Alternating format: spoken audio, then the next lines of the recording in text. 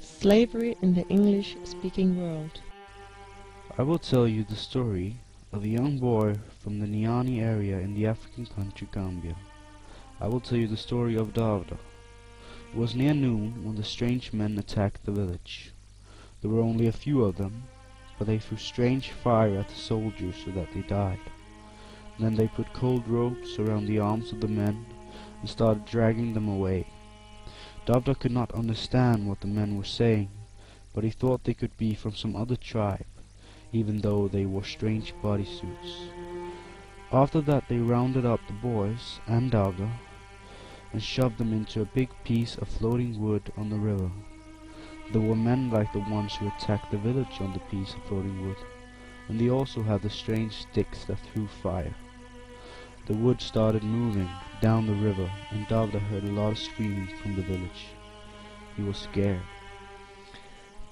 Approximately 12 million black Africans were transported from Africa during the Atlantic slave trade. This happened between the 16th to the 19th century, and most of them were sent to Brazil.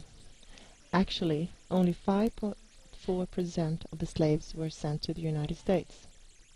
The demand for the slaves across the Atlantic Ocean started with the colonization of South America in the late 15th century.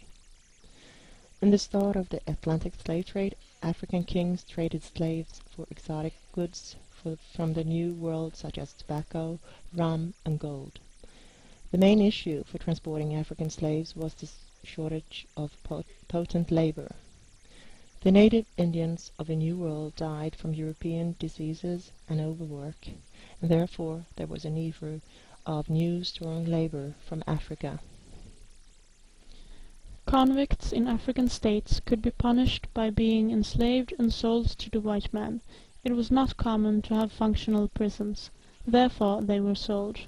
One of the national resources in Africa was the people and the labor they could provide. A few moons later, the boys and Davda reached another part of the river. Next to the river lay a big lake, the biggest Davda had ever seen. He could not see the other shore. A bit out in the big lake lay something Davda had never seen before. He thought it to be a monster that lived out on the great lake. The men were pushing the boys towards the children of the great monster, who lay at the shore, and next to them were strange men, whose skin was the color of the sand, but paler. The pale sandmen gave papers and fire sticks to the men who captured Davda, and then Davda was forced out on one of the small sea monsters. Davda believed that the small sea monsters were the offspring of the great one in the lake, and now the little sea monsters, with Davda and the boys on it, were going home.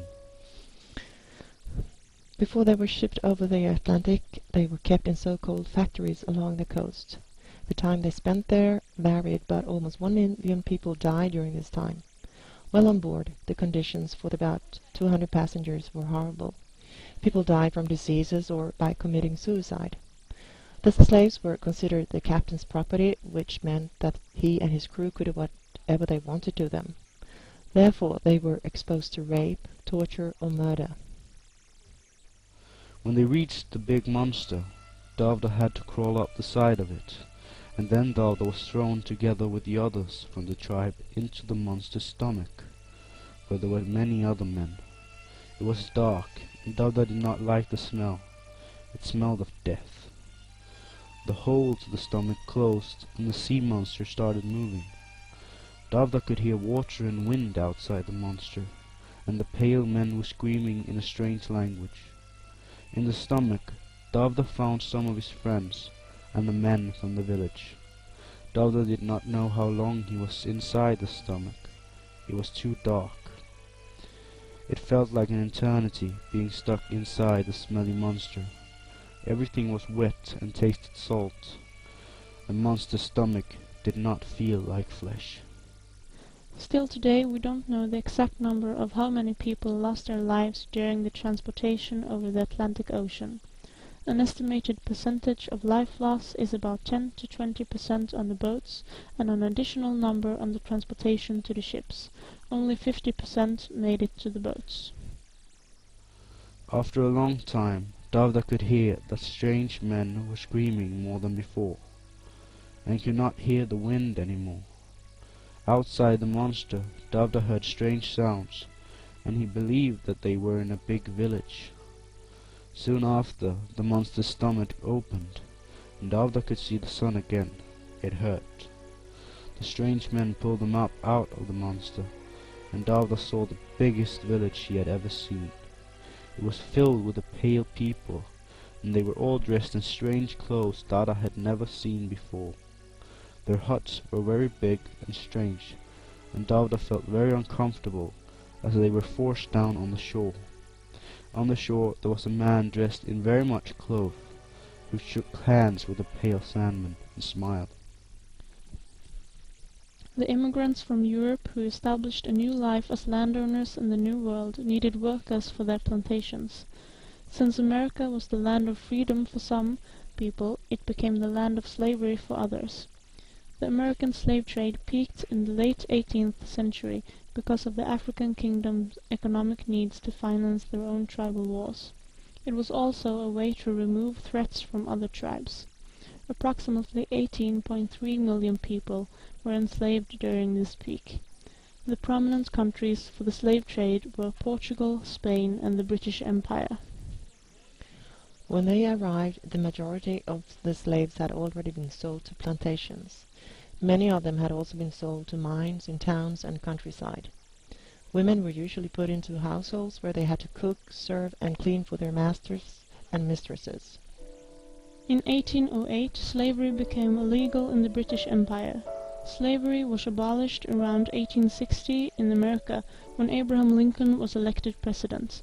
The abolition of slavery was Lincoln's major presidential issue.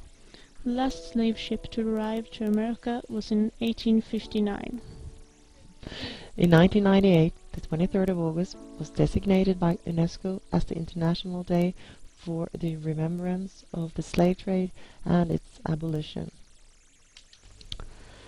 Davda was a young African boy who was robbed of his childhood and his means to be a human being. All this so that he could pick cotton to make clothes for the pale sandmen of the British Empire, who had stolen his life and his very identity. This story is entirely fictional, but based on a historic tragedy created by the Western society. After all, is slavery truly abolished?